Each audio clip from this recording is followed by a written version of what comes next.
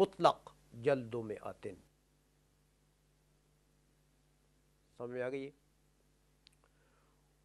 ماہیت جلد میں آتن 100 کوڑے، بس 100 کوڑے، اس کے ساتھ کوئی قید منظور نہیں ہے۔ کسی قید کا ذکر ہے یہاں پر قرآن میں؟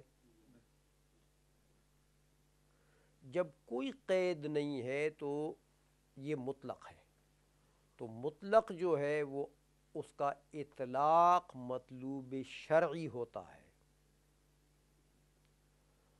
تو لہٰذا اس کو اپنے اطلاق پر رکھیں گے، لہٰذا مطلق 100 کوڑے یہ اس کی جزا ہے، کل جزا ہے، مطلق 100 کوڑے بغیر کسی اور قید کے۔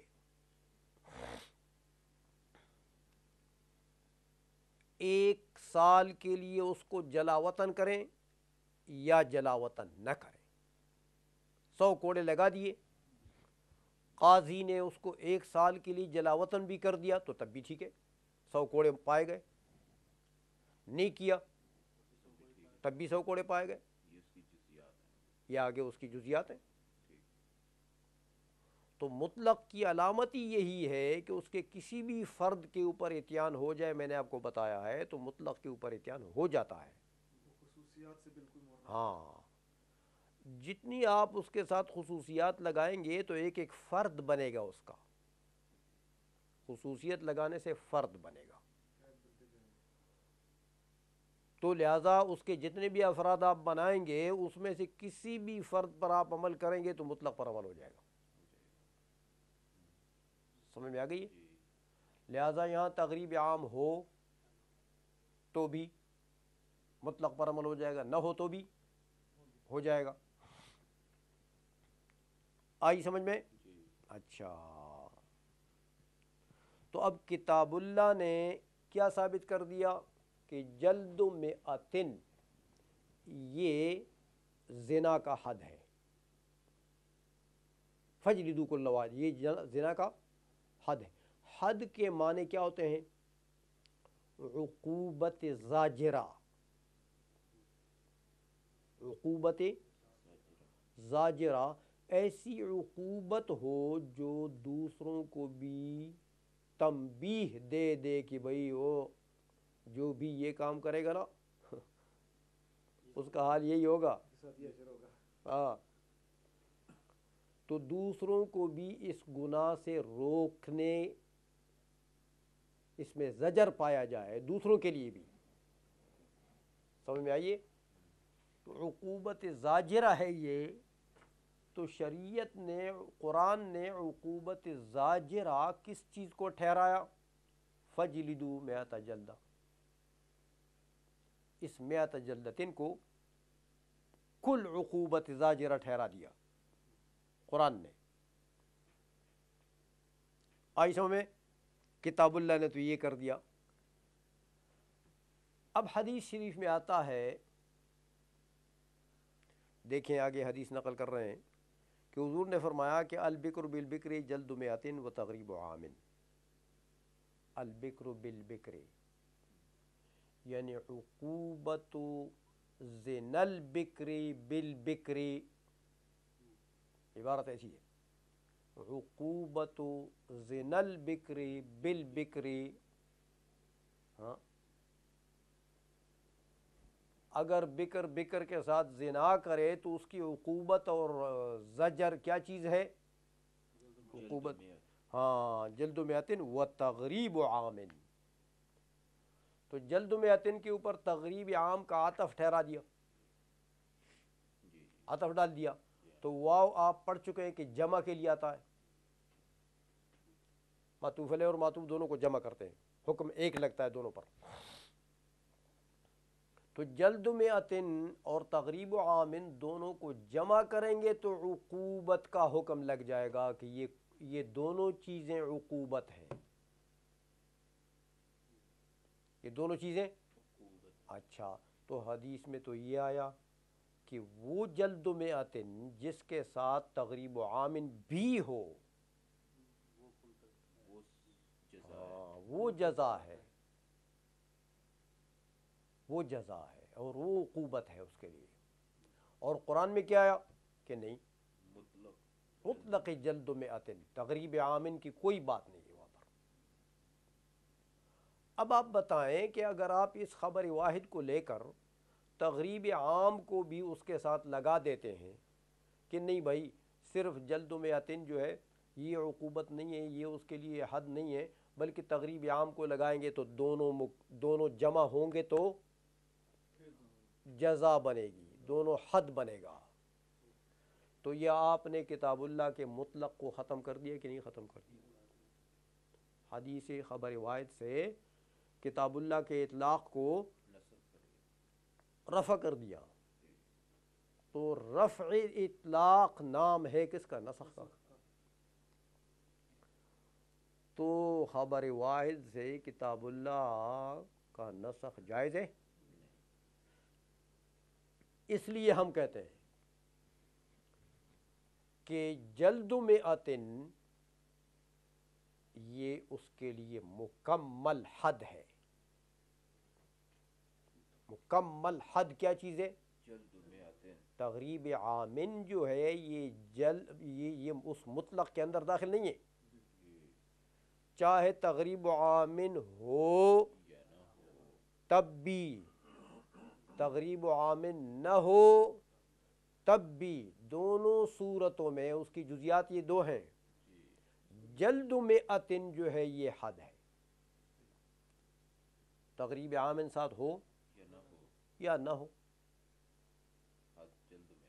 تو قرآن سے کیا چیز ثابت ہوئی؟ مطلق جلد مئتن، کہ یہ حد ہے، یہ حد ہے۔ حدیث پر ہم عمل کریں گے لیکن اس طریقے سے کہ قرآن کے اطلاق کو نقصان نہ پہنچے۔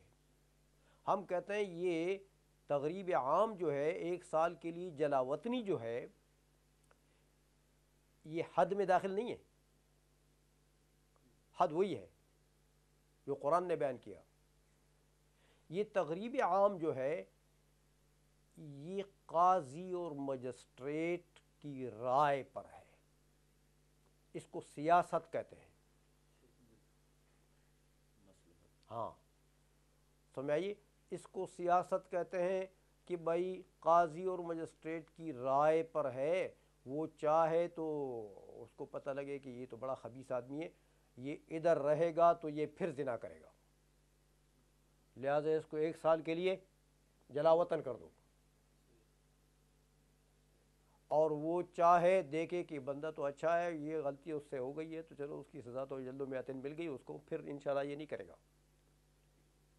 سمجھ آئیے، تو اگر یہ ادھر رہے بھی صحیح تو پھر یہ دوبارہ یہ کام نہیں کرے گا تو نہ دے۔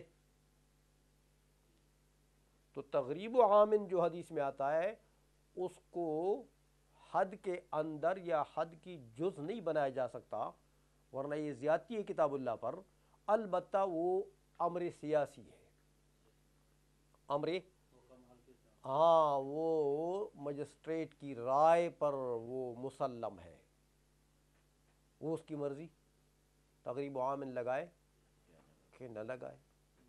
آئی سمجھ میں؟ تو حدیث جو ہے وہ سیاستاً حکم، جو سیاست پر ڈیپینڈ کرتا ہے حکم، ہاں وہ بتا رہی ہے۔ تو حدیث میں حکم سیاسی کا بیان ہے، حد کے جز کا بیان نہیں ہے، نہ حد کی جز اس کو بنا سکتے۔ بات سمجھ میں آ گئی کہ نہیں آ گئی؟ اس لیے فرماتے ہیں، دیکھیں ترجمہ کریں، وَكَذَلِكَ قُلْنَا فِي قَوْلِهِ تَعَالَى، اسی طرح ہم نے اللہ تبارک و تعالیٰ کے اس قول کے متعلق کہا کہ الزانیۃ والزانی فاجلدوا كل واحد منهما 100 جلدہ، کیا کہا ہم نے کہ ان الکتاب جعل جلد المئۃ حدا للزنا، کہ کتاب اللہ نے جلد المئۃ کو حد زنا کے لیے بنا دیا ہے۔ فلا یزاد علیہ التغریب حدا، لہذا تغریب کو حد بنا کر اس کے اوپر زیادہ نہیں کیا جائے گا، حد کے میں داخل کر کے۔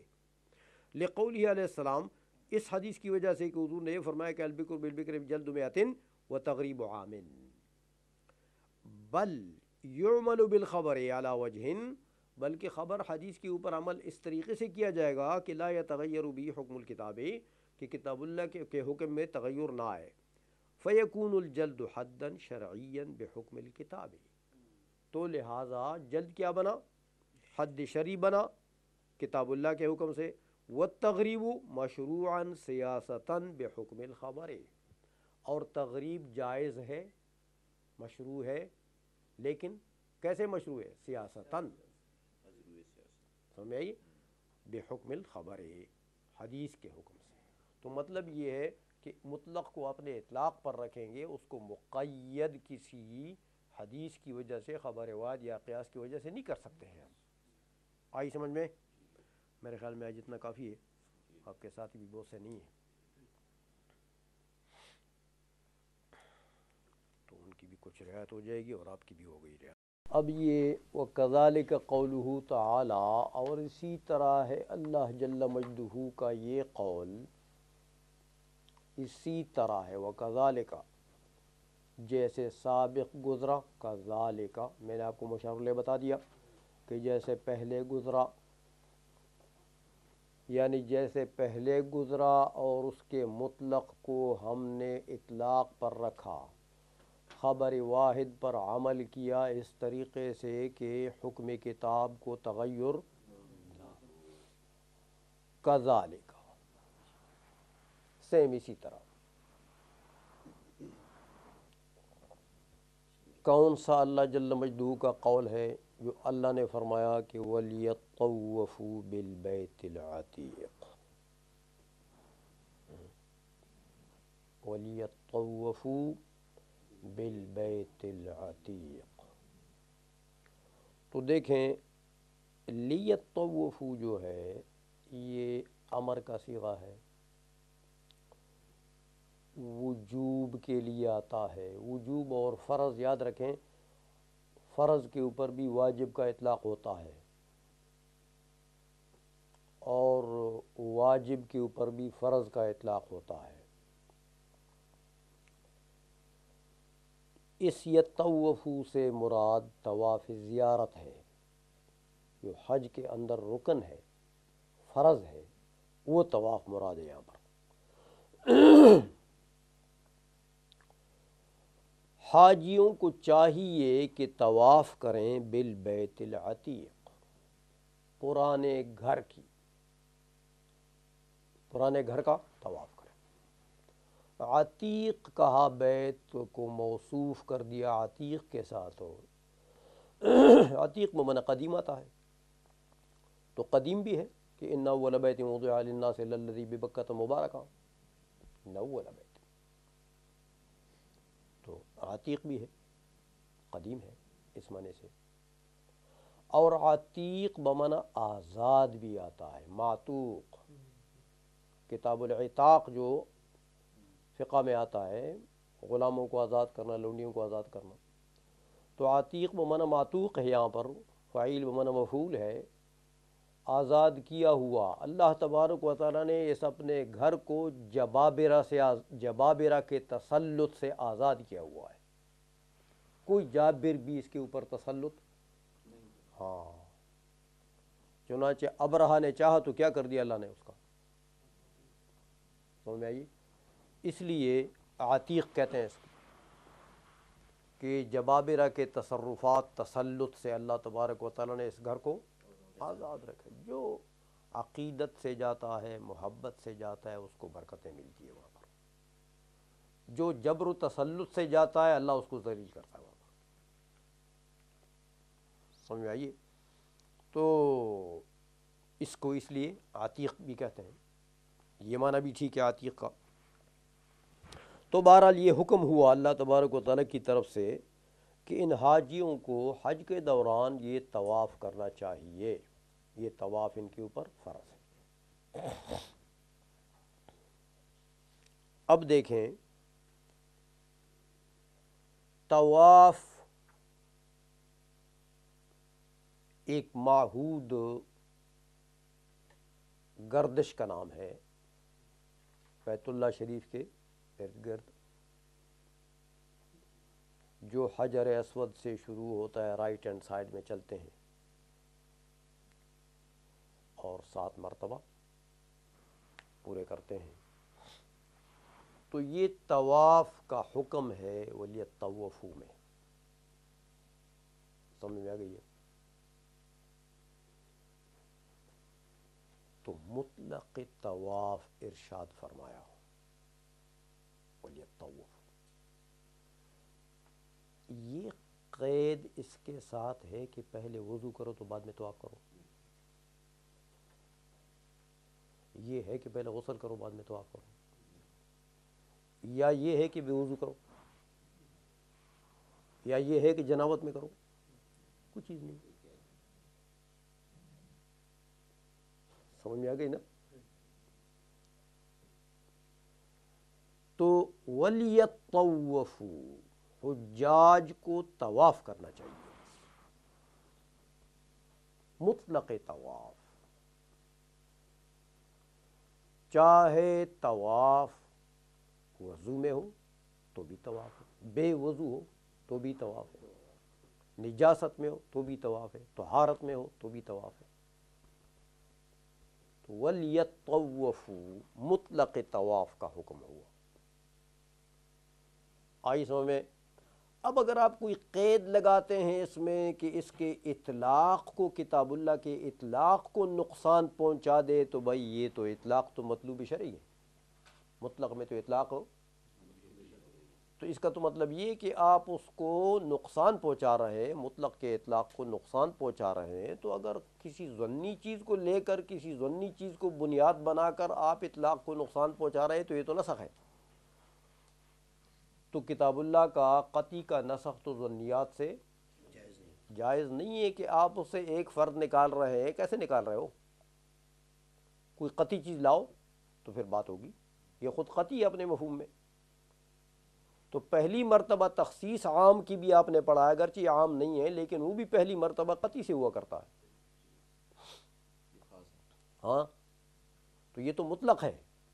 اب مطلق کو آپ تقیید کرتے ہیں، مقید کرتے ہیں، تو مطلق کی تقیید بھی ہاں کوئی قطعی دلیل لاؤ تو بات ہوگی پھر. سمجھ میں آ گئی؟ حضرت امام شافعی رحمۃ اللہ علیہ نے فرمایا کہ نہیں، وضو بھی مراد ہے یہاں پر، کہ وَلْيَطَّوَّفُوا ہاں مع الطہارۃ مع الوضوء، طواف کریں وضو میں، وضو میں. دلیل یہ ہے کہ حدیث شریف میں آتا ہے، حضور نے فرمایا کہ الطواف بالبیت صلاۃ، کہ طواف بالبیت کیا ہے؟ یہ تو نماز ہے. الا مگر فرق یہ کہ اللہ جل مجدوں نے اس میں باتیں جائز قرار دی ہیں اور نماز کے اندر بات کرنا جائز نہیں. تو حضور نے فرمایا کہ اس میں بات کر سکتے ہیں، نماز یہ بھی ہے، نماز وہ بھی ہے، لیکن اس نماز میں باتیں کرنا جائز ہے، اور اس نماز میں باتیں کرنا جائز نہیں ہے. فرق یہ ہے، نماز ہی بھی ہے. تو جب یہ بھی نماز ہے تو نماز بدون وضو تو ہوتی نہیں، لہذا یہ طواف بھی بدون وضو ہوتا ہی نہیں ہے. بات سمجھ؟ ہاں، یہ حدیث جو ہے یہ دلیل ہے ان کی. ہم کہتے ہیں بھائی طواف کا جو اطلاق ہے وہ قطعی سے ثابت ہے. سمجھ میں آئیے؟ مطلق طواف یہ قطعی سے ثابت ہے. اب اگر آپ یہ حدیث خبر واحد ہے، خبر واحد ظنی ہے، تو اس کے ساتھ اگر آپ اس کو مقید کرتے ہیں تو آپ نے تو اس کے اطلاق کو رفع کر دیا. تو ظنیات سے تو نسخ قطعیات کی جائز نہیں ہے. اس لیے ہم بھی اس حدیث کو مانتے ہیں، لیکن ہم حدیث پر بھی عمل کریں گے، قرآن پر بھی عمل کریں گے، لیکن قرآن کو تو اپنے اطلاق پر رکھیں گے، حدیث پر اس طریقے سے عمل کریں گے کہ اس کے اطلاق کو، مطلق کے اطلاق کو وہ نقصان نہ پہنچائے، اس کے اطلاق کو نقصان نہ ہو، اور اس حدیث پر بھی عمل ہو جائے۔ سمجھئے؟ اس لیے ہم نے کہا کہ وَلْيَطَّوَّفُوا سے تو کیا ثابت ہو جائے گا؟ مطلق طواف کی فرضیت، کہ مطلق طواف فرض ہے حج میں۔ اچھا، باقی رہی حدیث، تو حدیث سے ہم کہتے ہیں کہ وضو کا وجوب ثابت ہو جائے گا، کہ اس طواف کے لیے وضو واجب ہے، طواف کے لیے وضو واجب ہے۔ تو حج کے ارکان میں مسئلہ یہ ہے کہ کوئی واجب اگر رہ جائے تو اس کی تلافی دم سے ہوتی ہے، اس کی تلافی، لہذا یہ واجب ہے وضو، تو اگر کوئی بغیر وضو کے طواف کرے گا تو مطلق پر عمل ہو جائے گا، وَلْيَطَّوَّفُوا پر عمل، وضو کے ساتھ کرے گا تب بھی وَلْيَطَّوَّفُوا پر عمل ہو جائے گا، اس کے دو ہی فرض ہیں، دونوں پر عمل ہوگا۔ لیکن اگر بغیر وضو کے کسی نے کر لیا تو بھی مطلق فرض تو ادا ہو گیا، لیکن واجب رہ گیا، تو واجب کے لیے وہ کیا کرے؟ حرم سے، بیت اللہ شریف سے باہر نکل کے حرم کے اندر کہیں دم دے دے، سمجھ میں آ گئی ہے؟ تو تلافی ہو جائے گی، لہذا وضو اس کے لیے واجب بالحدیث، مطلق طواف فرض بکتاب اللہ۔ آئی سمجھ میں؟ اچھا، ہاں اگر جنابت میں کیا، سمجھ میں آ گئی ہے، تو گناہگار تو اور ہو گیا، لیکن اس کی بھی تلافی بدنہ سے ہوگی، سمجھ آئیے؟ وہ صرف شات وغیرہ سے، بکری بکرے سے کام نہیں بنے گا، بدنہ دینا پڑے گا، سمجھ میں آ گئی ہے؟ تو بہرحال مطلق طواف جو ہے وہ کتاب اللہ سے ثابت، اور باقی جو آپ قید لگاتے ہیں ہم اس حدیث پر ہم بھی عمل کرتے ہیں، لیکن اس طریقے سے۔ سمجھ میں آ گئی بات کہ نہیں آئی؟ ترجمہ